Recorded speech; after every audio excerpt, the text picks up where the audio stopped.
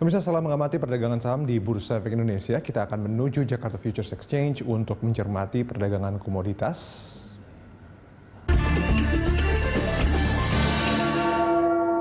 Untuk mengetahui perkembangan di pasar komoditas, kita telah terhubung dengan Kepala Cabang Kontak Perkasa Futures Makassar, Sri Mulyanti. Selamat pagi, Mbak Sri.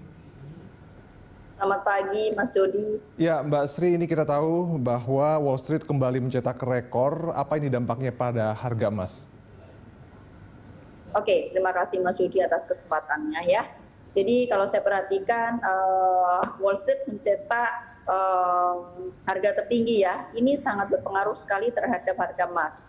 Ketika saham mengalami kenaikan, itu artinya dilihat ekonomi sudah mulai berangsur pulih ya, sehingga para investor cenderung beralih memburu saham dibandingkan dengan emas. Karena pada prinsipnya Mas, untuk emas ini dipakai oleh investor untuk investasi lindung nilai ya, untuk melindungi terhadap inflasi seperti itu Mas. Oke, kemudian juga banyak analis memprediksi bahwa perekonomian Amerika Serikat ini akan jauh membaik. Apakah ini akan terus membuat harga emas tertekan? Oke, jika prospek ekonomi ke depan membaik, itu artinya berpeluang untuk mengangkat USD. Dan saham cenderung pasti mengalami kenaikan ya Mas ya.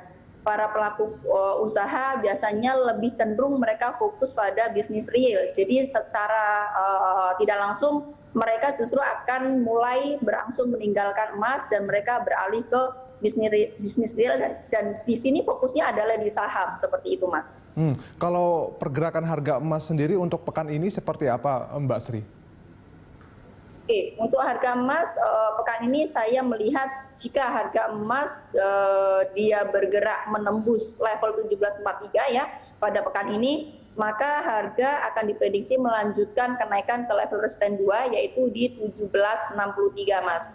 Akan tetapi jikalau harga emas pekan ini justru dia berbalik menembus level 1700, maka harga akan melanjutkan penurunan kembali ke level sapo 2 yaitu di level 1688 dan sapo 3 yaitu di level 1667 seperti itu. Dan Bu Sri, kita juga sudah memasuki bulan terakhir di kuartal pertama, begitu reviewnya sendiri untuk harga emas sejauh ini seperti apa? Saya melihat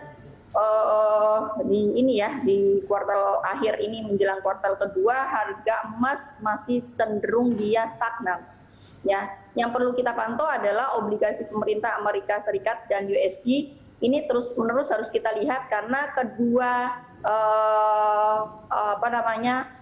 kombinasi ini itu akan membuat harga emas atau saham mungkin membuat harga kembali tertekan seperti itu. Yang berpeluang jikalau emas terkoreksi itu artinya prospek ekonomi membaik seperti itu ya Mas, membuat harga dolar terangkat seperti itu. Saya melihatnya sih seperti itu.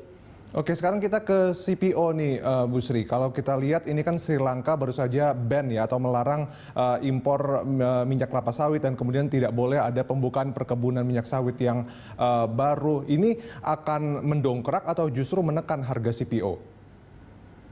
Ya, untuk CPO sendiri kemarin saya perhatikan kan harga sempat naik ya.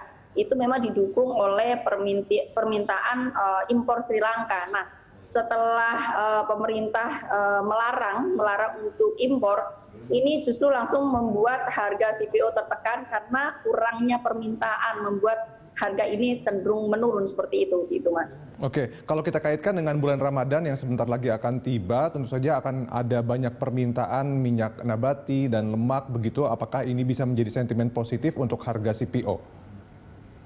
Oke, sebetulnya rally harga CPO pada awal pekan ini terjadi setelah memang